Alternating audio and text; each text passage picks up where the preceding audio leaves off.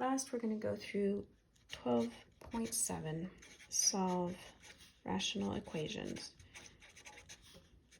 aka solve for x. There are two kinds that we're going to go through with different methodologies. The first, you're going to just cross multiply. And that's if you have a fraction equals something with a fraction, you cross multiply to get your answer. One example of that would be if I have 7 over x plus 1 equals 4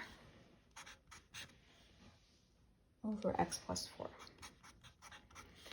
This is pretty easy to solve because all I have to do is cross multiply.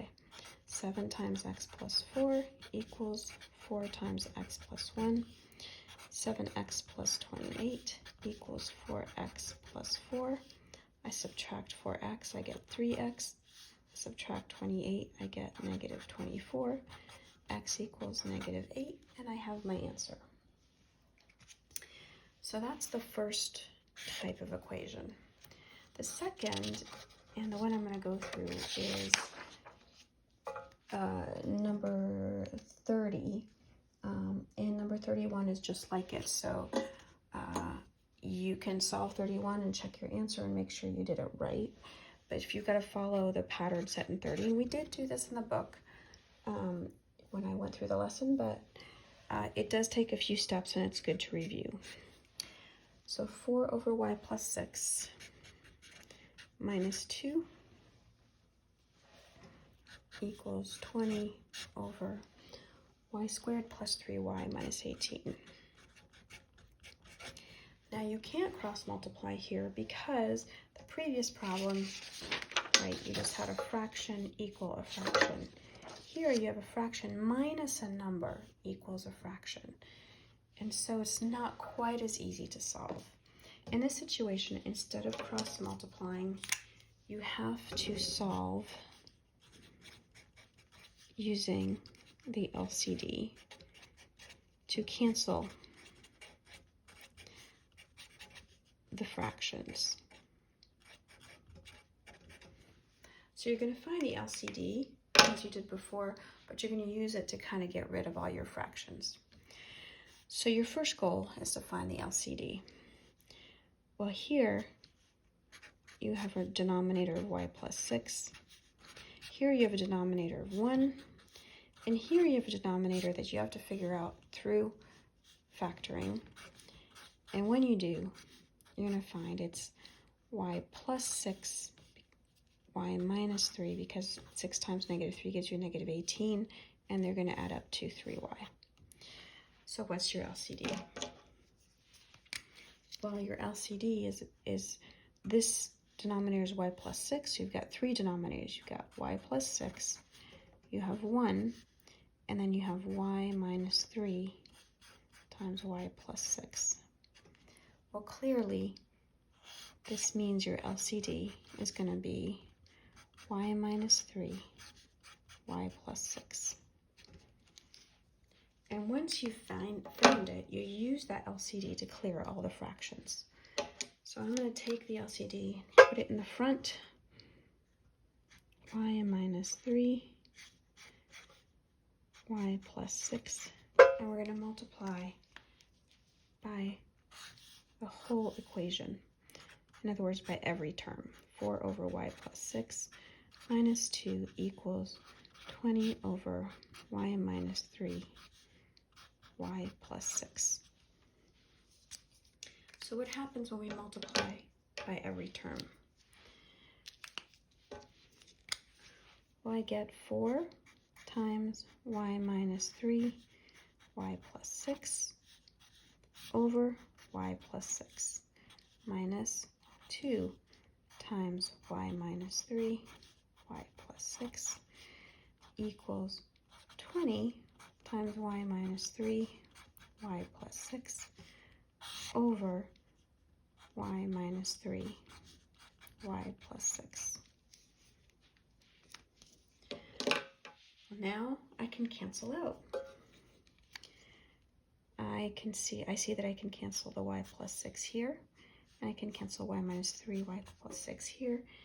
And it's immediately obvious I've gotten rid of all my fractions. So I'm left with 4 times y minus 3 minus 2. And just to save myself space, and I know that I'm going to have to multiply this out in the future, so I'm just going to do it now. Y squared negative 3y plus 6y is going to give me plus 3y. And negative 3 times 6 is 18, negative 18. That's a minus. Equals, and then I just get left with 20 on this side. I did FOIL for this, and now I can multiply this by negative 2. So 4y minus 12, I multiplied 4 times y minus 3, minus 2y squared, and then negative 2 times 3y is minus 6y, and then negative 2 times negative 18, I get plus 36 equals 20.